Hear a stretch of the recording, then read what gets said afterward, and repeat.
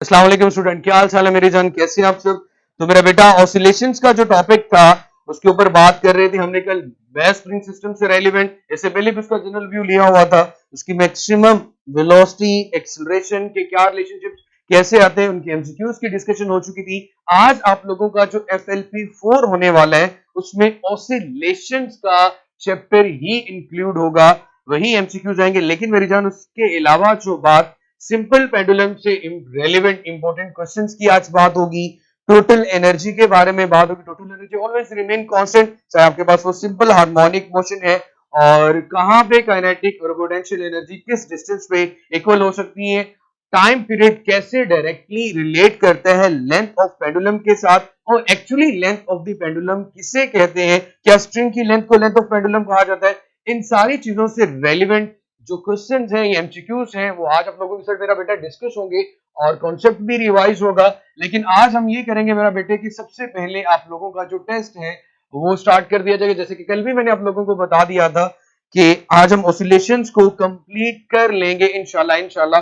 और अगर कोई रह भी गया तो कोई मसला नहीं, मंडे को हो जाएगा। लेकिन आपके टेस्ट के लिहाज से मेरी कोशिश होगी कि इसको मैं कंप्लीट कर लूं, और आपका जो टेस्ट है वो अभी से स्टार्ट कर लो। बेटे इसको ऑन करो। आप लोगों के कमेंट्स मेरे सामने नहीं आ रहे, जैसे ही आते हैं तो मैं आपके सलाम का जवाब भी वालेकुम सलाम के साथ देता हूं। और सिंपल पेंडुलम से आज इंशाल्लाह मैं जो अपना टॉपिक है उसको स्टार्ट करूंगा। सिंपल पेंडुलम और मैस स्प्रिंग सिस्टम इससे पहले भी हम डिफाइन कर चुके हैं, लेकिन अगेन वही इंपॉर्टेंट की पॉइंट्स दोबारा डिस्कस होंगे और इससे रेलिवेंट एमसीक्यूज को भी दोबारा से डिस्कस करेंगे। एक फिक्स पोर्ट के साथ एक स्ट्रिंग अटैच है और उसके एंड पे एक हैवी बोब अटैच होती है। स्ट्रिंग हमारी इन एक्सटेंसिबल स्ट्रिंग होती है, मेन के जिसकी लेंथ में कोई इंक्रीमेंट नहीं आ रहा होता भाई, कोई मेटल बोब अटैच करने से। आइडियल केस की बात हमेशा करते हैं। In extensible string, heavy bob and fix port, या frictionless frame but frictionless port. Test start हुआ है? अच्छा, आपका टेस्ट स्टार्ट है यार, तो मेरा बेटा आप टेस्ट दें और कोशिश करें। ये एमसीक्यूज मैं आप लोगों को क्लास में भी सॉल्व करवाऊंगा, ये डिस्कस होंगे क्लास में, तो परेशान और घबराना नहीं है। इमरान खान ने अगर पेट्रोल 30 रुपया बढ़ा दिया तो फिर भी नहीं घबराना। सुकून सिर्फ कब्र में भी है, डॉक्टर बन के भी कब्र में ही जाना है ना मेरा पुत्र। 0/5, 2/5, 2/5, 2/5, 1/5, कोई मसला ही नहीं है मेरी जान। इन्हीं एमसीक्यूज को अब हम दोबारा डिस्कस करेंगे। सादिया वेरी गुड मेरे बच्चे, बहुत अच्छी बात है। शरीका के 3 हैं, रमीज भी 3 पे हैं। चलिए कोई मसला नहीं, हो जाता है, बड़े बड़े शहरों में ऐसी छोटी छोटी बातें तो फिर होती ही रहती है। तो मेरा बेटा अब हम बात करते हैं। अब मेरे बच्चे एक चीज का ख्याल रखिएगा, अब मैं आपका जो अपना जो लेक्चर है वो स्टार्ट करने से पहले आप लोगों की जो चैट है उसको डिसेबल करने जा रहा हूं। जी मेरा बेटा, मैं सारे एमसीक्यूज ही डिस्कस करूंगा, सारे के सारे ही एक्सप्लेन होंगे। तला फर्स्ट ऑफ ऑल अब आप लोगों को क्या करना होगा कि अपने बोर्ड के ऊपर आपने मेरा बेटा ध्यान देना है, परेशान बिल्कुल नहीं होना।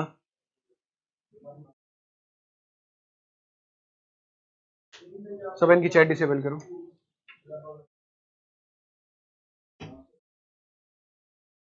ओके मेरा बेटा, सिंपल पेंडुलम से स्टार्ट करने लगा था। ये सिंपल पेंडुलम यहाँ पे इसका वेट मेरा बेटा वर्टिकली डाउनवर्ड होता है, W = mg। मेरी आप लोगों से रिक्वेस्ट होगी कि मेरे बच्चे अब आप लोगों का ध्यान सिर्फ और सिर्फ बोर्ड पे होना चाहिए। हमारे पास टाइम कम है लेकिन कंटेंट थोड़ा सा ज्यादा है, लेकिन मैं ये चाहता हूं कि एमसीक्यूज भी ज्यादा से ज्यादा डिस्कस हो और आप लोगों का जो कॉन्सेप्ट है वो भी क्लियर हो जाए अबाउट द सिंपल पेंडुलम। कोई भी क्वेश्चन है आपको कोई इश्यू ना हो। Weight of the Bob is vertically downward और टेंशन टी मेरी जान वर्टिकली क्या होती है, अपवर्ड। इस पोजीशन को जहां पे ऑब्जेक्ट पे लगने वाली तमाम फोर्सेस का इफेक्ट 0 होता है, इसको मेरा बेटा हम मीन पोजीशन का नाम देते हैं।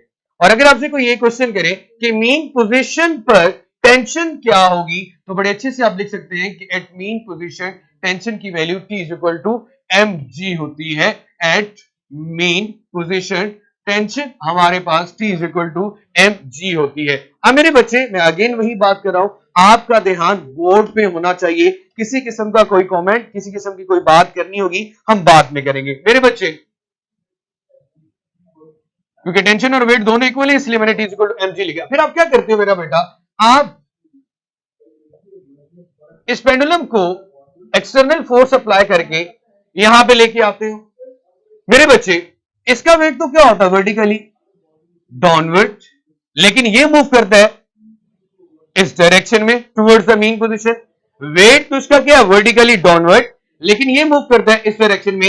ये इस वर्टिकल के साथ एंगल बना रहा है थीटा, इस वर्टिकल लाइन के साथ एंगल क्या बना रहा है, थीटा। वर्टिकल का मतलब 90 डिग्री पे ये एंगल बना रहा है थीटा। अब मेरे बच्चे, मैं इस एंगल को, अब देखो वेट वर्टिकली डाउनवर्ड है लेकिन फोर्स लग रही इस डायरेक्शन में, इट मींस कि force not along the y axis, vertically downward नहीं लग रही बल्कि इस डायरेक्शन में फोर्स का कुछ कंपोनेंट एक्ट कर रहा है। तो मेरा बेटा जब भी इस तरह का केस आए कि force not along the x not along the y हो, तो फोर्स को उसके रेक्टेंगुलर कंपोनेंट्स में रिजॉल्व करते हैं। तो मेरा बेटा इसी को आगे बढ़ा दिया जाता है। यहां पे जो एंगल थीटा है इसको ऐसे थीटा कर दिया। ये मेरा बेटा हमारे पास फोर्स का कौन सा कंपोनेंट आ गया, एक्स कंपोनेंट। फोर्स कौन सी मेरा बेटा, W is equal to mg। ये mg मेरा बेटा आ गया cos थीटा। थीटा के साथ हमेशा एक्स कंपोनेंट होता है, जैसे कि W का एक्स कंपोनेंट, वेट का जो एक्स कंपोनेंट होगा वो mg cos थीटा आएगा, और यहां में मेरी जान जो आएगा वो mg sin थीटा। ये बात मैंने ऑसिलेशंस का चैप्टर स्टार्ट करते हुए वेरी फर्स्ट डे बता दी थी, how mg sin theta acts as a restoring force. फिर जरा गौर से कीजिएगा, हम हमेशा ये कहते हैं कि ऑब्जेक्ट कुछ देर के लिए एक्सट्रीम पोजीशन में रुकता है। इट मींस कि यहां पे अगर मैं टेंशन की बात करूं तो टेंशन को बैलेंस करने के लिए कौन सी फोर्स मौजूद है, वेट का एक्स कंपोनेंट। तो अगर बात की जाए कि एट एक्सट्रीम पोजीशन पे टेंशन क्या होगी, तो मेरा बेटा वो हमारे पास आ रही है mg cos थीटा। और ऐसी कौन सी फोर्स है जो ऑब्जेक्ट को मजबूर कर रही है कि भाई अपनी ओरिजिनल पोजीशन के मतलब के अपनी मीन पोजीशन अपनी औकात में वापस जाओ। वो रिस्टोरिंग फोर्स जो कि हमारे पास एक्सट्रीम पोजीशन पे आ रही है वो मेरा बेटा इक्वल आ रही है mg sin थीटा। ये वो इंपॉर्टेंट पॉइंट्स हैं जो हमें सिंपल पेंडुलम से मिल रहे हैं, इंपॉर्टेंट पॉइंट जो कि हमें सिंपल पेंडुलम से मिल रहे हैं, जो हमारे नेक्स्ट न्यूमेरिकल को सॉल्व करने में हमें हेल्प आउट करेंगे। T is equal to mg at mean position. अब हमारे पास T is equal to mg cos theta at extreme position. और अगर रिस्टोरिंग फोर्स की मेरा बेटा बात की जाए, रिस्टोरिंग फोर्स हमारे पास एक्सट्रीम पोजीशन पे आ रही है मेरा बेटा mg sin थीटा की कोई। अब मेरे बच्चे, अगर मीन पोजीशन पे नेट फोर्स देखो तो मीन पोजीशन पे अगर नेट फोर्स का जो इफेक्ट है वो जीरो होता है, हम हमेशा यही बात करते हैं, और एक्सीलरेशन भी क्या होता है, जीरो होता है। ये सारे पॉइंट से रिलेट कर रहे हैं आपकी मीन पोजीशन से। उसके बाद हम एक्सट्रीम पोजीशन की बात कर रहे थे। एक्सट्रीम पोजीशन में टेंशन देखी mg cos theta, restoring force देखी mg sin थीटा। उसके बाद मेरी जान काइनेटिक और पोटेंशियल एनर्जी की बात भी कर दी। मेरे बच्चे, सबसे पहले काइनेटिक एनर्जी की बात करते हैं मीन पोजीशन पे, और साथ ही इसकी बात करते हैं पोटेंशियल एनर्जी। बेटा काइनेटिक एनर्जी का मतलब क्या होता है, the energy processed by a body due to its motion. Object में मोशन की वजह से, स्पीड की वजह से जो एनर्जी होती है उसको हम काइनेटिक एनर्जी का नाम देते हैं। अब आपने बताया देखा कि ड्यूरिंग सिंपल हार्मोनिक मोशन, जब ऑब्जेक्ट ए से ओ से बी की तरफ जा रहा होता है या बी से ओ की तरफ आ रहा होता है, तो ओ वो पॉइंट होता है जहां पे ऑब्जेक्ट की स्पीड मैक्सिमम होती है। ओ वो पॉइंट होता है जहां पे ऑब्जेक्ट की स्पीड मैक्सिमम होती है। तो मैं ये बात कह सकता हूं कि मीन पोजीशन पर काइनेटिक एनर्जी मैक्सिमम होती है, जबकि पोटेंशियल एनर्जी जीरो होती है। टोटल एनर्जी तो कांस्टेंट ही रहेगी मेरा बेटा। एक चीज मेरी जान, जब भी टोटल एनर्जी कैलकुलेट करते हो तो काइनेटिक और पोटेंशियल का सम किया जाता है। And what is called the potential energy, किसी स्पेसिफिक पोजीशन की वजह से, वो स्पेसिफिक पोजीशन, वो स्पेसिफिक हाइट हमारी एक्सट्रीम पोजीशन पे होती है। तो इस बात का मतलब ये बनता है कि एक्सट्रीम पोजीशन पे अगर मैं काइनेटिक एनर्जी की बात करूं तो ऑब्जेक्ट कुछ देर के लिए रुकता है, रेस्ट में आता है, तो काइनेटिक एनर्जी वहां पे जीरो होगी। और जबकि पोटेंशियल एनर्जी की बात की जाए तो पोटेंशियल एनर्जी मेरी जान वहां पे मैक्सिमम होगी। पोटेंशियल एनर्जी वहां पे क्या होगी मेरा बेटा, मैक्सिमम होगी, क्योंकि वहां पे स्पेसिफिक हाइट या पोजीशन ज्यादा होगी। तो सिंपल पेंडुलम से कुछ डिराइव्ड रिजल्ट, सबसे पहले what is called the simple pendulum. हमारे पास एक इनएक्सटेंसिबल स्ट्रिंग हो। इनएक्सटेंसिबल का मतलब ये है कि जब उसके साथ मेटल बोब अटैच करो तो उसकी लेंथ में इंक्रीज या डिक्रीज ना आए। इसके बाद एक हैवी बोब यहां पे अटैच करते हैं, फिर बट फ्रिक्शनलेस सपोर्ट की बात की जाती है। उसके बाद मेरा बेटा हम लोगों ने मीन पोजीशन और एक्सट्रीम पोजीशन से रेलिवेंट यहाँ पे ये पॉइंट्स लिख लिए। आप इसका जो स्क्रीनशॉट वगैरह भी ले सकते हैं, लेकिन मैं पेंडुलम का जो बोर्ड है आज वो जल्दी रेस नहीं करूंगा। इससे रेलिवेंट जितने क्वेश्चंस हैं, जितनी बातें हैं, वो यहाँ पे ही हो जाएंगी। अब अगली बात आप लोगों का, वो क्या कहते हैं ना कि होश उड़ाने के लिए नेक्स्ट एक एमसीक्यूज आने वाला है, उसका आंसर जैसे कि अभी आप लोगों के सामने भी आया होगा, और मुझे नहीं पता कि आपने उसको सही किया या गलत किया। क्वेश्चन नंबर 1 जो आपका एमसीक्यूज नंबर 1 था मेरा बेटा, जरा ध्यान से सुनिएगा। मैंने यहां पे वर्ड बोला है इसके लिए वर्टिकल, तो ये मेरे पास है मेरा बेटा हॉरिजॉन्टल। ये लाइन मेरे पास क्या है, हॉरिजॉन्टल। यहां पे कोई एंगल बनेगा वो हॉरिजॉन्टल एंगल होगा, लेकिन हमारा कंसर्न किसके साथ होता है, इसके साथ। तो अगर यहां पे एंगल हॉरिजॉन्टल बने तो ये फिर क्या होगा बेटा, 90 माइनस थीटा। वर्टिकल में से अगर ये थीटा निकाल दे तो मेरा बेटा फिर ये एंगल आ जाएगा हमारे पास। तो मेरे बच्चे इस चीज का आपने ध्यान रखना है, जब वो बात करे एंगल मेड विद हॉरिजॉन्टल तो आप 90 माइनस थीटा करोगे, ये वाली वैल्यू, यह वर्टिकल है उसमें से ये थीटा निकाल देंगे मेरा बेटा, तो हमारे पास एंगल की वैल्यू आ जाएगी। इस चीज को जरा गौर से सुनिएगा, क्वेश्चन सॉल्व करूंगा तो मजीद क्लेरिफाई हो जाएगा। क्वेश्चन मेरी जान ये आपके पास, a simple pendulum makes an angle theta, a simple pendulum makes an angle theta with horizontal, makes an angle theta with the horizontal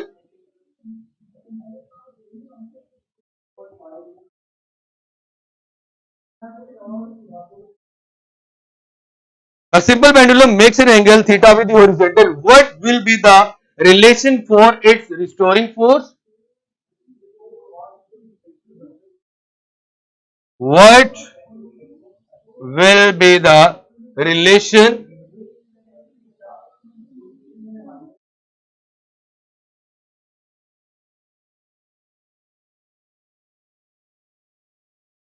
what will be the relation for its restoring force and tension at extreme position, and tension at extreme position respectively। तरतीब के साथ बताएं जनाब। अभी बहुत important की points यहां पे डिस्कस होंगे, जरा ध्यान से सुनिएगा। A B C and D, ये बोर्ड का ये सब क्लियर आ रहा है इसके, ए बी सी डी। मेरा बेटा हमारे पास है M G sine theta, M G cos theta, तरतीब में।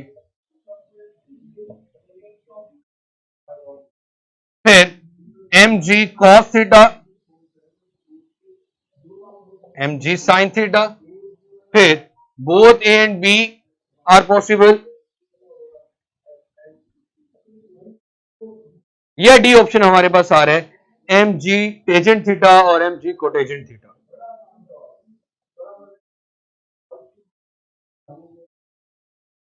मेरे बच्चे मैंने आप लोगों को हिंट यहां पे ये दिया है कि अगर आपके पास एंगल विद एन हॉरिजॉन्टल कहा जाए, एंगल मेड विद हॉरिजॉन्टल, तो मेरी जान हमारे पास हम हमेशा ये कहते हैं कि जो टेंशन होती है एक्सट्रीम पोजीशन पे वो इक्वल है एम जी कॉस थीटा के इक्वल। एक्सट्रीम की बात की जा रही है ना, तो एक्सट्रीम पे हमने टेंशन बतानी है और रिस्टोरिंग फोर्स बतानी है। हमने ये बात पढ़ी हुई थी कि एक्सट्रीम पे जो टेंशन है वो एम जी कॉस थीटा होती है, लेकिन थीटा की कौन सी वैल्यू पुट करेंगे जब आपके पास यहां पे हॉरिजॉन्टल के साथ एंगल बन रहा होगा, तो मेरा बेटा वो 90 माइनस थीटा आएगा, क्योंकि वो वर्टिकल रेफरेंस लाइन के साथ ही हमने एंगल देखना होता है। ये थीटा तो मेरे हमारे पास ये क्या होगा मेरा बेटा, 90 माइनस थीटा। तो कॉस थीटा की जगह पे मैं लिखूंगा 90 डिग्री माइनस थीटा। मेरा बेटा याद रखिएगा, जब भी कॉस के रिलेशन को ओपन किया जाता है तो 90 के साथ मेरा बेटा कॉस कन्वर्ट हो जाता है साइन में, तो ये बनेगा टेंशन बन जाएगी mg sin theta. But again वही बात, जब बात की जाए angle made with an horizontal, और हमें ये अच्छे से पता था कि रिस्टोरिंग फोर्स एक्सट्रीम पोजीशन के बीच क्या होती है मेरा बेटा, mg sin थीटा। लेकिन अगेन वही बात कि जब मेड विद एन हॉरिजॉन्टल की बात की जाएगी मेरी जान, तो थीटा की जगह पे हम मेरे बच्चे पुट करेंगे 90 डिग्री माइनस थीटा। जब मैं 90 डिग्री माइनस थीटा पुट करूंगा तो ये साइन थीटा कॉस में कन्वर्ट हो जाएगा, तो ये बनेगा mg cos theta. It means अगर angle made with an horizontal की बात की जाए तो टेंशन आती है आपके पास मेरा बेटा mg sin थीटा, और रिस्टोरिंग फोर्स आती है आपके पास mg cos थीटा। तो इसके लिहाज से हमारा जो बेस्ट रिलेशन है, हमारा जो बेस्ट आंसर है, वो मेरा बेटा फिर क्या बनेगा, mg cos थीटा और mg sin थीटा। क्योंकि पहले हमसे क्या पूछी गई है, रिस्टोरिंग फोर्स जो कि mg cos थीटा के इक्वल आ गई, उसके बाद क्या पूछी गई मेरा बेटा, टेंशन आपसे पूछी गई है जो कि इसके इक्वल आ गई mg sin थीटा के इक्वल। किसके इक्वल आ गई मेरा बेटा, mg sin थीटा के इक्वल। होपफुली इस पॉइंट में किसी किस्म का अब कोई इश्यू नहीं होगा। उसके बाद मेरा बेटा अगेन एक छोटी सी बात जो आप लोगों के साथ मैं डिस्कस करना चाहूंगा, टॉर्क इन पेंडुलम क्या होता है। अगर टॉर्क की बात की जाए बेटा, जब आपका pendulum to and fro move कर रहा होता है about its mean position, actually it is the turning effect of force. तो अगर टॉर्क इन पेंडुलम का फॉर्मूला आपने कैलकुलेट करना हो, मैं पेंडुलम से relevant each and every point discuss कर रहा हूं। अभी इसके टाइम पीरियड और फ्रीक्वेंसी की बात मैंने नहीं की, अभी उसके बारे में भी बात होगी, उससे रेलेवेंट एमसीक्यूज की भी मेरा बेटा बात होगी। तो टॉर्क इन पेंडुलम क्या होता है मेरी जान, ये देखते हैं मेरे बच्चे। टॉर्क इन पेंडुलम के भी दो ही केसेस आएंगे। अगर एंगल थीटा बन रहा है वर्टिकल के साथ तो क्या आएगा, और अगर एंगल थीटा बन रहा है हॉरिजॉन्टल के साथ तो क्या आएगा मेरा बेटा, फोर्स एंड मोमेंट आर्म। हमारे पास यहां पे जो फोर्स है वो रिस्टोरिंग फोर्स है, और मोमेंट आर्म की जगह पे हम लेंथ ऑफ द स्ट्रिंग लेंगे, लेंथ ऑफ द स्ट्रिंग लेंगे। तो अगर मैं बात करता हूं if theta with vertical, if theta with vertical, अगर एंगल थीटा वर्टिकल के साथ है तो हमारे पास टॉर्क का फॉर्मूला क्या बनेगा मेरा बेटा, हमें यह पता होना चाहिए। फोर्स इनटू मोमेंट आर्म की बात होगी, रिस्टोरिंग फोर्स वर्टिकल, अगर थीटा विद वर्टिकल तो सिंपली यहां पे देखें जो रिस्टोरिंग फोर्स हमारे पास आती है मेरा बेटा वो mg sin थीटा है, और जो लेंथ है वो आपके पास l आ गई। तो अगर थीटा विद वर्टिकल है तो फॉर्मूला टॉर्क का बन जाएगा mg sin theta l fr into l। ठीक है मेरी जान। अगर एंगल बन रहा हो विद हॉरिजॉन्टल तो सिंपली साइन की जगह क्या आ जाएगा मेरा बेटा, cos theta f theta with horizontal 90 minus theta करने से f थीटा विद हॉरिजॉन्टल, क्योंकि रिस्टोरिंग फोर्स cos थीटा में चली जाती है, so torque will be equal to mg cos theta l। तो अब आप इन रिलेशन से टॉर्क भी कैलकुलेट कर सकते हैं, पेंडुलम का टॉर्क भी कैलकुलेट कर सकते हैं। मेरी आप लोगों से अगेन यही रिक्वेस्ट होगी कि मेरे बच्चे इस बोर्ड को जितना लिख दिया गया है, इस बोर्ड को जितना लिख दिया गया है, आपने मेरा बेटा इसको, आपने मेरे बच्चे इसको नोट डाउन कर लेना है। जितना लिख दिया गया मेरा बेटा, इसको आपने मेरा बेटा अपना स्क्रीनशॉट ले लें या इसको नोट डाउन कर लें। तो मेरे बेटे अगेन मैं वही बात करूंगा, यहां पे जितना भी पॉइंट लिखा गया है ऑसिलेशन से रेलिवेंट, सिंपल पेंडुलम से रेलिवेंट जितना भी लिया गया है ड्यूरिंग द वीडियो, वैसे स्क्रीनशॉट भी लिया जा सकता था ना, बस ठीक है वही ठीक है। सो इससे रेलिवेंट कोई क्वेश्चन आप लोगों ने पूछना हो तो आप लोग अगेन पूछ सकते हैं, लेकिन मेरी कोशिश होगी कि जितना पॉइंट आपको बता दिया गया है ये क्लियर होना चाहिए, आपका कोई क्वेश्चन इससे रेलिवेंट, क्योंकि सबसे ज्यादा एमसीक्यूज पेंडुलम से रेलिवेंट क्वेश्चंस पूछे जाते हैं। अब मेरा बेटा आप लोगों ने टाइम पीरियड और फ्रीक्वेंसी का रिलेशनशिप तो पढ़ा ही हुआ है, तो मेरे बच्चे अगर आप लोग मुझे इजाजत दें तो मैं अब इसको रेस कर दूं, ताकि अगेन जो कुछ कॉन्सेप्ट है उनके बारे में बात होगी। मैं सिर्फ हाफ बोर्ड यहां से रेस करने जा रहा हूं, इतना हिस्से को रेस करने जा रहा हूं, इसको मेरा बेटा आप लोग अगर नोट डाउन कर लें तो बहुत अच्छी बात होगी, या स्क्रीनशॉट ले लें।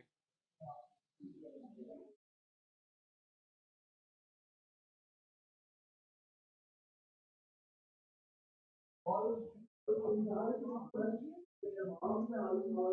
मेरा बेटा आपके कॉन्सेप्ट थोड़े से फिर हिलाने लगाऊं, फिर थोड़े से झटके देने लगाऊं, लेकिन झटके देने का मकसद सिर्फ और सिर्फ ये इतना होता है कि आपका कोई कॉन्सेप्ट रह ना जाए। Time period and frequency of the simple pendulum. Time period के लिए क्या रिलेशन आता है, फ्रीक्वेंसी के लिए क्या रिलेशन आता है सिंपल पेंडुलम में? सबको मेरे बच्चे टाइम पीरियड का फॉर्मूला आता है T is equal to 2 pi under root L over C।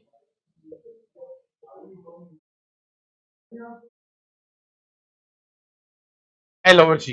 यहां पे मेरा बेटा हमारे पास ये चीज आ रही है कि time period frequency is equal to 1 over 2 pi, उलट कर देते हैं ना, F is equal to 1 over 2 pi under root G over L हो जाएगा। ये रिलेशनशिप तो सबको ही आते होते हैं। यहां पे इंपॉर्टेंट पॉइंट जो मैं बताना चाह रहा हूं वो ये है कि as a relation of time period frequency does not have a mass, so it's normally thought that mass cannot affect T. Let us observe very interesting question। अगर यहाँ पे एक बड़ा मजेदार क्वेश्चन हम डिस्कस करने जा रहे हैं कि इन दोनों फार्मूला में आपको मैस नजर नहीं आ रहा, और हम जनरली यही सोचते हैं कि जी मैस है वो टाइम पीरियड और पेंडुलम को अफेक्ट नहीं करता। बट अगेन मैं आप लोगों को चीज बता दूं बेटा, जब लेंथ ऑफ पेंडुलम की बात की जाती है तो याद रखिएगा फिक्स पोर्ट से इसके सेंटर ऑफ मैस तक की लेंथ की बात की जाती है। सिर्फ स्ट्रिंग की लेंथ को लेंथ ऑफ पेंडुलम नहीं कहा जाता, मेटल जो भी मैस होता है उसके सेंटर ऑफ मैस तक के डिस्टेंस को लेंथ ऑफ पेंडुलम कंसिडर किया जाता है। उसके सेंटर ऑफ मैस तक के डिस्टेंस को लेंथ ऑफ पेंडुलम कंसिडर किया जाता है। इसके सेंटर ऑफ मैस तक के डिस्टेंस को लेंथ ऑफ पेंडुलम कंसिडर किया जाता है। इस बात को अपने जहन में मेरे बच्चे जहन नशीन कर लीजिएगा, अच्छे से बैठा लीजिएगा। अब यहां पे एक चीज तो क्लियर हो रही है कि अगर मैं टाइम पीरियड की बात करूं, time period is directly proportional to square root of length. अब मेरे बच्चे क्वेश्चन ये है जो कि आप लोगों से पूछा गया, a girl is taking a swing, a girl is taking a swing, झूले ले रही है हमारी बहना, is taking a swing। सो होता क्या मेरे बच्चे, since that her time period of the swing is observed, उसकी एक ऑसिलेशन का टाइम पीरियड नोट किया गया, her time period of swing is observed,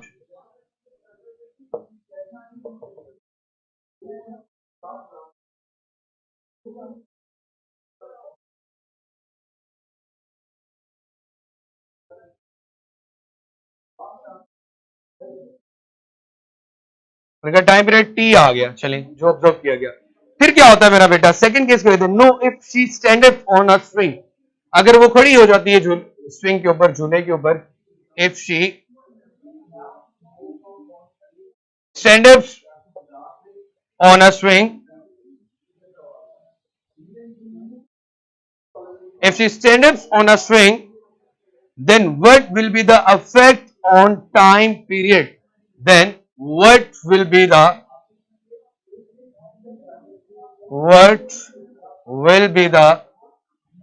effect of time period? क्या उसके खड़े होने से, पहले वो बैठी हुई थी तो अब उसके खड़े होने से क्या कोई फर्क पड़ेगा effect of या effect on, it will be effect of on time period? Option A, B, C, D. क्या मेरा बेटा उसके टाइम पीरियड में किसी किस्म का कोई फर्क पड़ेगा? तो अगेन ऑप्शन लिखी हुई, increases, decreases, remain same, increases, decreases, remain same, या कैन नॉट बी प्रेडिक्टेड। मेरी जान क्वेश्चन को जरा गौर से समझिएगा। सबसे पहले आपने ये चीज इंश्योर कर ली कि जो लेंथ है वो फिक्स पोर्ट से सेंटर ऑफ मैस तक होती है। अब मेरा बेटा आप यही चीज समझे कि जिनकी बात की जा रही है कि वो झूला ले रही है, तो ये झूला है, यहां पे आप उनको एक बो भी कंसिडर कर ले तो उनका सेंटर ऑफ मास सपोज ये है, तो लेंथ ऑफ पेंडुलम यहां तक आ गई।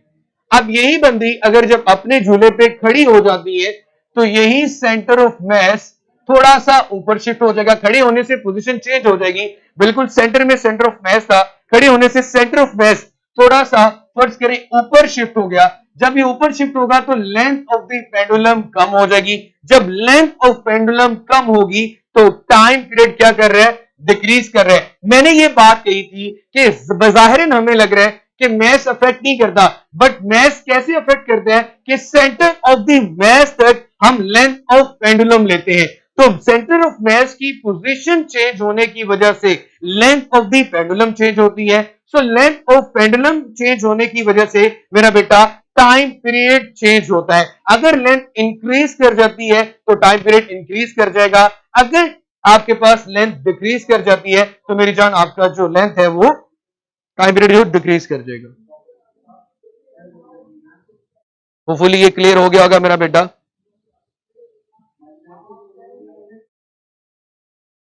अगेन दो एमसीक्यूज जो आप लोगों से पूछे गए थे, बड़े आसान से एमसीक्यूज है दोनों। अ simple pendulum of time period T.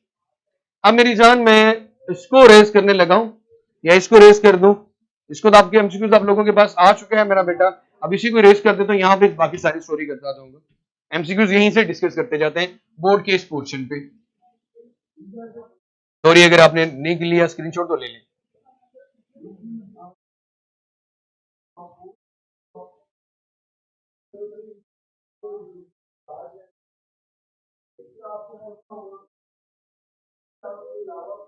A simple pendulum of time period t at Earth is taken to moon.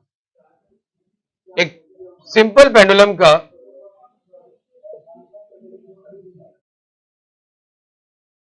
एक simple pendulum of time period t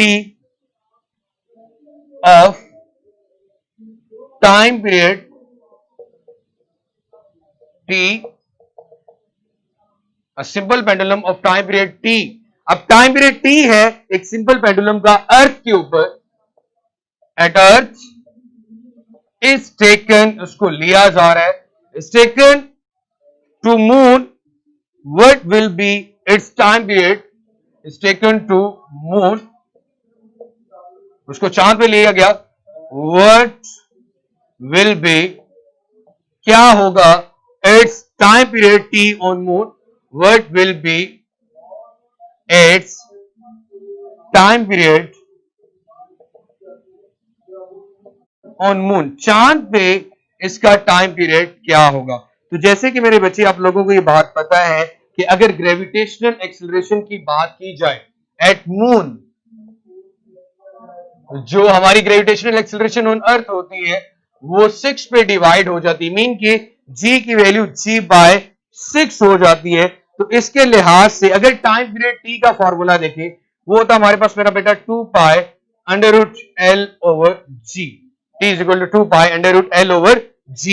अब g की जगह पे आप मेरा बेटा रखें g/6, तो क्या बनेगा ये 2π L/g/6, तो t प्राइम क्या होगा। सो g/6 हमने पुट कर दिया मेरा बेटा, तो हम इसको 6 को अगर बाहर लेके आना चाहें √6 इंटू, अगेन ये क्या बन जाएगा 2π √L/g, तो लिख सकता हूं √6 इंटू टी आपका न्यू टाइम पीरियड होगा। तो ऑप्शन में आपके पास ये बी बेस्ट ऑप्शन बनती है, आपको फॉर्मूले में बताई गई थी, एमसीक्यूज भी यदि याद रखा था √6 इंटू टी। होपफुली अब ये इसका जो सोल्यूशन है अगर आप इसको नोट डाउन कर लोगे तो बहुत अच्छी बात है, ताकि आपका जो इससे रेलिवेंट कोई कंफ्यूजन है वो सॉल्व हो जाए, रेलिवेंट इससे जो भी कंफ्यूजन है मेरा बेटा वो क्लियर हो जाए, कोई मसला परेशानी ना रहे।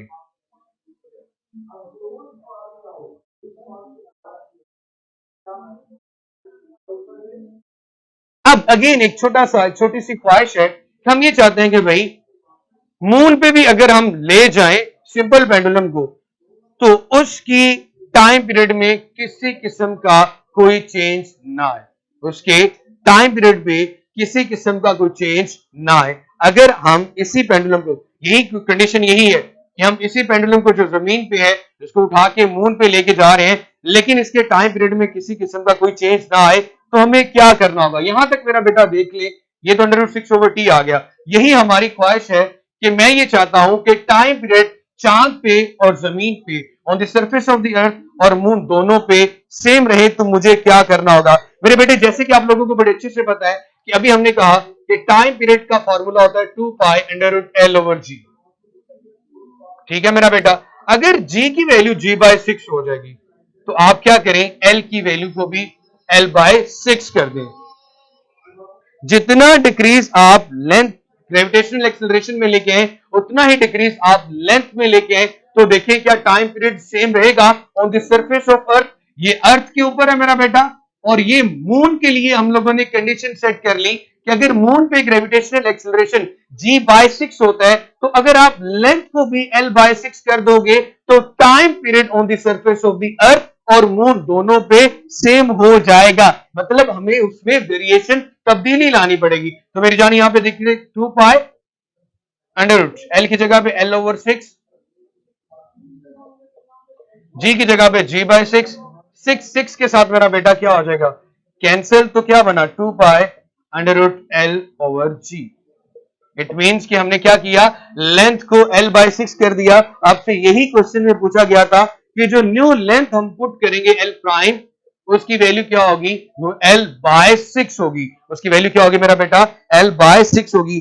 मेरा नहीं ख्याल कि अब इससे रेलिवेंट आपसे किसी किस्म की कोई कंफ्यूजन बच गई होगी। लेकिन एक चीज आप लोगों ने सुना ही होगा, एक ऐसा पेंडुलम जिसको सेकंड पेंडुलम कहा जाता है। सेकंड्स पेंडुलम मेरा बेटा ऑन द सरफेस ऑफ अर्थ, इसकी जो लेंथ होती है वो मेरा बेटा आपके पास होती है 0.99 मीटर लेंथ की बात कर रहे हैं, या फिर हम अप्रोक्सीमेट 1 मीटर ले लेते हैं। और स्पेसिफिकली ऐसा टाइम पीरियड जिसका, ऐसा पेंडुलम जिसका टाइम पीरियड 2 सेकंड होता है, उसको हम सेकंड पेंडुलम भी कहते हैं। ये एक क्वेश्चन था, एक पॉइंट था। क्वेश्चन इसके बारे में ये है, अ second pendulum is on moon, what will be its time period. A second pendulum is on moon, ये डिक्लेयर कर दिया गया है, ये बता दिया गया है, ये वजाहत करके कह दिया गया है कि जी सेकंड पेंडुलम मून के ऊपर, सेकंड पेंडुलम मून के ऊपर उसका टाइम पीरियड क्या होगा। आपने कहा चांद के ऊपर सेकंड पेंडुलम है, तो ये बात आप लोगों को क्लियर होनी चाहिए। जब आपने डिक्लेयर कर दिया कि यहां पे सेकंड पेंडुलम है, तो उसका आंसर उसके टाइम पीरियड का हमेशा 2 सेकंड ही होगा। आप उसमें जो मर्जी वेरिएशन करें, उसकी लेंथ को कम करें, उसके जी को कम करें, टाइम पीरियड 2 सेकंड ही होगा। अगर आपने ये डिक्लेयर कर दिया कि मेरी जान हमारे pass on the surface of the moon जो पेंडुलम मौजूद है वो सेकंड पेंडुलम मौजूद है, अगर डिक्लेयर कर दिया जाता है तो फिर तो टाइम पीरियड 2 सेकंड ही होगा। लेकिन इससे मिलता जुलता एक और सवाल,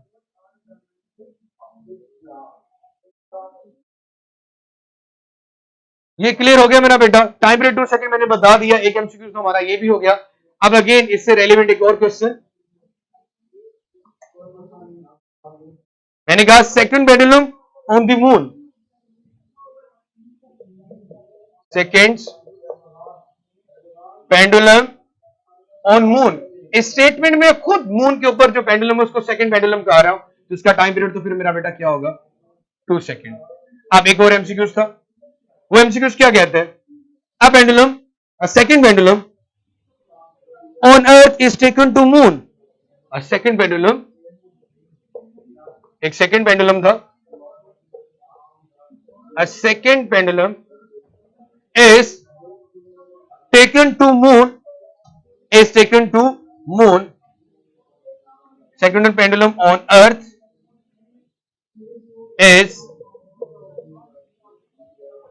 taken to moon, उसको चांद पे लेके जाया जा रहा है। सो क्या होगा मेरा बेटा, then its time period on moon will be,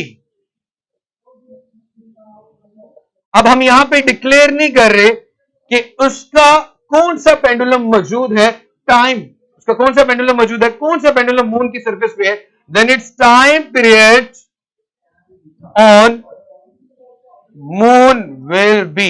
अब हमने यहां पे डिक्लेयर नहीं किया कि सेकंड पेंडुलम होगा। कौन सा पेंडुलम होगा? तो ये बेटा मेरे बच्चे याद रखिएगा, जब आप सेकंड पेंडुलम को लेके जाओगे on the surface of the moon, तो जी की वैल्यू मेरा बेटा डिक्रीज होगी, जी की वैल्यू कम होगी तो टाइम पीरियड मेरा बेटा इंक्रीज करेगा। तो इसका आंसर बनता है T will be greater than 2 second.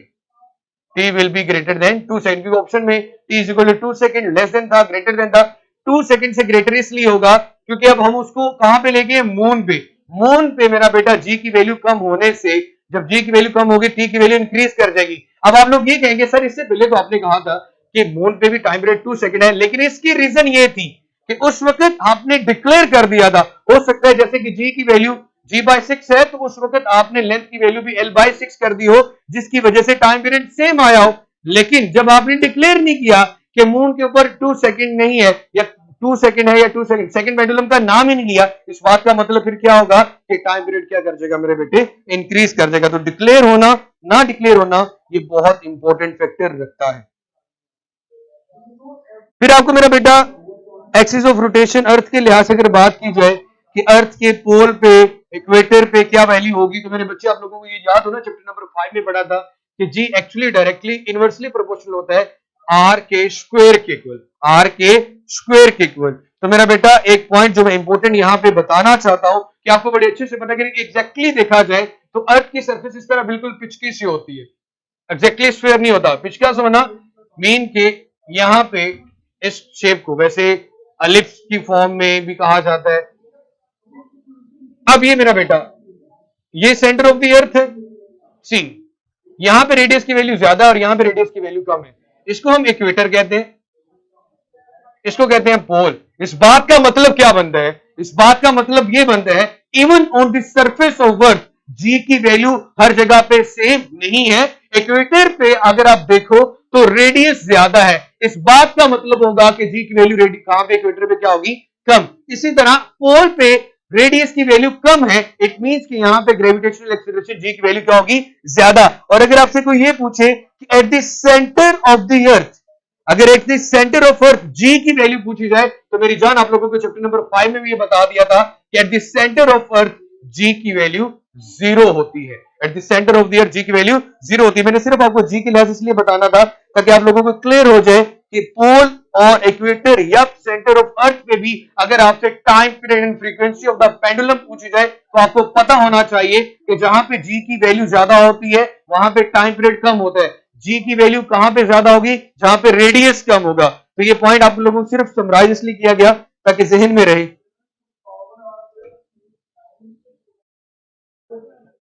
उसके बाद मेरा बेटा एक लास्ट टॉपिक जो छोटा सा, इसको अगर आप लोग नोट डाउन करना चाहें, स्क्रीनशॉट लेना चाहें तो ले सकते हैं। अब मैं energy conservation in simple harmonic motion की तरफ भागना चाह रहा था। Energy conservation in simple harmonic motion मेरा बेटा उसके डिराइव्ड रिजल्ट ही लिखूंगा, उसको मैं रेज कर रहा हूं।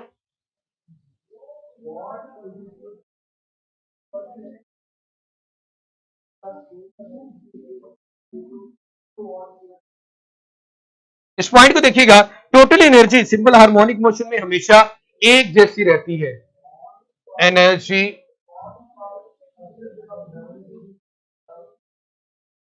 Conservation and simple harmonic motion, total energy always remain constant. हमें बड़े अच्छे से मेरा बेटा कुछ पॉइंट्स के बारे में मैं पहले बता दूं। एट एक्सट्रीम पोजीशन और एट मीन पोजीशन, मतलब भी मीन पोजीशन पे आ रहा होता है 1/2 के एक्स नॉट के। और अगर एक्सट्रीम पोजीशन पे मैं बात करूं काइनेटिक की तो काइनेटिक 0 होती है। मीन पोजीशन पे मैं बात करूं पोटेंशियल की तो वो भी 0 होगी।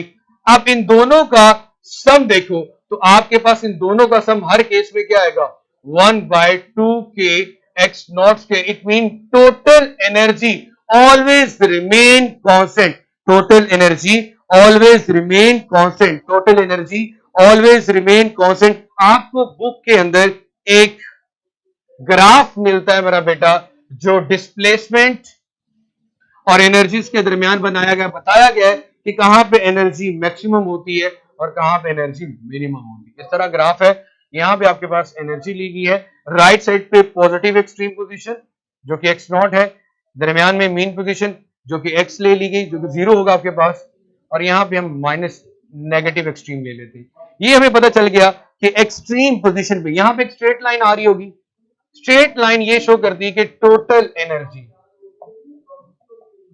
उसमें कोई फर्क नहीं पड़ता, वो हमेशा क्या रहती है, सेम। आपके ग्राफ में, बुक में ये ग्राफ जो बना होगा, स्ट्रेट लाइन किसको इंडिकेट कर रही है कि टोटल एनर्जी हमेशा क्या रहती है, सेम। उसके बाद दूसरी लाइन मेरा बेटा आप लोगों के सामने बनी होगी कि मीन पोजीशन पर, अगर हम बात करें एक्सट्रीम पोजीशन पर, एक्सट्रीम पोजीशन पर मेरा बेटा कौन सी एनर्जी मैक्सिमम होती है, ये हमारी अगर इसके मुकाबले में एक्सट्रीम पोजीशन यहां पे एक्स नॉट, एक्स नॉट, ये जो ग्राफ मीन से स्टार्ट होगा, यहां से नीचे आते हुए कम होता जा रहा है, ऊपर जाते हुए ज्यादा होता जा रहा है, तो ये किसको इंडिकेट कर रहा है कि पोटेंशियल एनर्जी एक्सट्रीम पे मैक्सिमम थी। ये ग्राफ किसको इंडिकेट कर रहा है मेरा बेटा, पोटेंशियल एनर्जी को, कि एक्सट्रीम पोजीशन पे पोटेंशियल एनर्जी मैक्सिमम है। उसके अलावा ये अगर नीचे आ रहा है तो कम हो रही है, ऊपर जा रहा है तो बढ़ती जा रही है, एक्सट्रीम पे क्या हो जाएगी मेरा बेटा, मैक्सिमम। तो यहां पे हमने पॉजिटिव ली है और यहां पे हमने नेगेटिव ली। उसके बाद एक और लाइन लगी होगी जो कि इंडिकेट कर रही होगी मेरा बेटा कि आपकी काइनेटिक एनर्जी मैक्सिमम कहां पे होती है मेरा बेटा, मीन पोजीशन पे, और मिनिमम कहां पे होती है, एक्सट्रीम पोजीशन पे। तो ये रेफरेंस लाइन हम लोगों ने ले ली मेरा बेटा। जैसे ही आप ऑब्जेक्ट मूव करना शुरू करता है,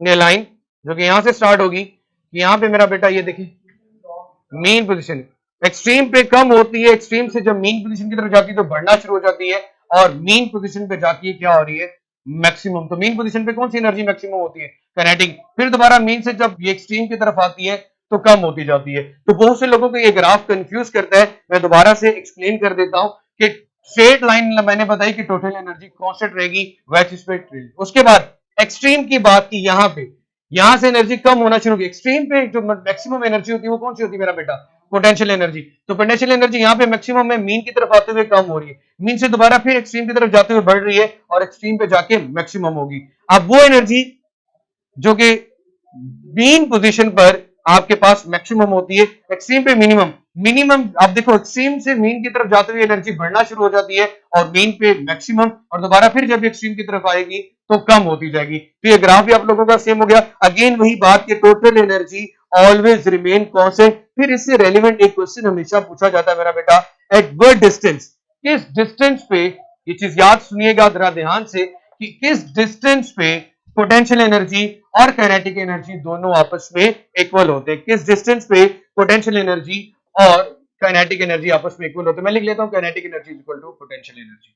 काइनेटिक एनर्जी क्या होती है मेरा बेटा, फार्मूले में आपकी बुक में अगर उन्होंने बोला है टोटल में से आप निकाल देते हो एनर्जी को, काइनेटिक को, या देखो टोटल एनर्जी होती है सम ऑफ काइनेटिक और पोटेंशियल। टोटल क्या होती है मेरा बेटा, काइनेटिक और पोटेंशियल। अगर टोटल में से पोटेंशियल एनर्जी को निकाल देंगे तो बाकी क्या बचेगी मेरा बेटा, काइनेटिक एनर्जी। अब मेरी जान, हमारे पास काइनेटिक एनर्जी का फॉर्मूला एक्चुअली ये बनता है, ये मैक्सिमम की बात की थी। काइनेटिक एनर्जी का फॉर्मूला आपके पास मेरा बेटा फिर टोटल होती है 1/2 के एक्स नॉट स्क्वायर माइनस, वैसे काइनेटिक एनर्जी का फॉर्मूला क्या होता है 1/2 के एक्स स्क्वायर। पोटेंशियल एनर्जी भी क्या होती है 1/2 के एक्स स्क्वायर। टोटल क्या होती है के एक्स नॉट स्क्वायर। अब मेरी जान, क्योंकि मैक्सिमम की बात करते हैं उस वक्त, अब माइनस को दूसरी साइड पे जाके प्लस कर दें, ये हो जाएगा 1/2 के एक्स स्क्वायर प्लस 1/2 के एक्स स्क्वायर। ठीक है मेरा बेटा, हम वो डिस्टेंस निकालना चाहते हैं तो हमने दोनों की इक्वेशंस को बैलेंस कर लिया। हाफ और हाफ मिलकर क्या हो जाएंगे, कंप्लीट। 1/2 1/2 1 होता है ना, तो ये बन जाएगा के एक्स स्क्वायर, इधर आ गया 1/2 के एक्स नॉट स्क्वायर। के दोनों तरफ आ रहा है तो ये हो गया कैंसिल। हमें एक्चुअली डिस्टेंस निकालना है एक्स, हमें क्या निकालना है एक्स। यहां पे क्या आ रहा है स्क्वायर की फॉर्म में, तो क्या लेना पड़ेगा मेरा बेटा, स्क्वायर रूट। दोनों तरफ स्क्वायर रूट लेंगे, वैसे एक्स आ रहा है x square is equal to 1/2 x naught का स्क्वायर। अब स्क्वायर लेंगे, ये 1/√2 और ये आ जाएगा एक्स नॉट के ऊपर स्क्वायर। ये स्क्वायर कैंसिल हुए तो एक्स की वैल्यू आ गई 1/√2 एक्स नॉट। ये इसको और सिंप्लीफाई लिखें तो एक्स नॉट ओवर √2 बी लिखा जा सकता है। अगेन इस पॉइंट के रिफ्लेक्ट कि किस डिस्टेंस पे जाके काइनेटिक और पोटेंशियल इक्वल होती है। तो मैंने इक्वेशन कैसे बनाई कि अगर टोटल आपके पास हाफ के एक्स नॉट होती है, काइनेटिक एनर्जी इंडिविजुअली देखा जाए तो किसके इक्वल है 1/2 के एक्स स्क्वायर के इक्वल, पोटेंशियल एनर्जी किसके इक्वल है 1/2 के एक्स स्क्वायर के इक्वल। तो मैंने जब टोटल में से पोटेंशियल को निकाला तो मेरे पास काइनेटिक आ गई, इक्वल रख दिया पोटेंशियल एनर्जी के, दरमियान में से हाफ को हाफ में ऐड करेंगे तो 1 आ गया के एक्स स्क्वायर, के से कैंसिल हो गया, एक्स डिस्टेंस निकालना था, स्क्वायर खत्म करने के लिए स्क्वायर रूट लिया तो एक्स हमारे पास आ गया एक्स नॉट ओवर √2। तो मेरा बेटा आज का जो हमारा टॉपिक था वो यहीं तक था, और इसके बाद मेरा बेटा आपका relevant to the harmonic oscillator या डैम्पिंग से छोटी सी डेफिनेशन थी, आपकी असाइनमेंट्स में भी थी उसके अंदर, और इसको मैं कोशिश करूंगा कि अगेन मंडे वाले दिन भी डिस्कस करूं। लेकिन अब मैं ये चाह रहा हूं कि आप लोगों की जो चैट है उसको एनेबल करके मैं पूछ लूं कि कोई कंफ्यूजन तो नहीं बची। जी मेरा बेटा अगर सब क्लियर हो गया है तो ऑल क्लियर करके लिख दें, और विश यू गुड लक। अल्लाह ताला आज के टेस्ट ऑसिलेशन में आपको कामयाब करे। सर लास्ट वाला पॉइंट के वो डिस्टेंस जहां पर पोटेंशियल एनर्जी काइनेटिक वो एक्सप्लेन कर दे अगेन मेरा बेटा, किस पॉइंट पे, मतलब डिस्टेंस क्या होगा जहां पे काइनेटिक और पोटेंशियल इक्वल होगी। तो हमने क्या किया, काइनेटिक और पोटेंशियल को इक्वल रखा और एक्स निकाले, एक्स आ रहा था एक्स नॉट ओवर √2। मेरा बेटा चैप्टर नंबर 5 में ये बताया था। सर आप चाइल्ड हाइड करके पूछते हैं कि क्लियर है। मेरा पुत्र मैंने अब आपसे यही पूछा है ना, तो पूरे 10 मिनट इसलिए बेटा कि कोई क्वेश्चन है तो आप पूछ लो, कुछ ज्यादा ही मसले ने पुत्र और रिबा तेनों मेरे नाम। जी मेरी जान आज का टेस्ट ऑसिलेशन से ही होगा, ऑसिलेशन से ही होगा।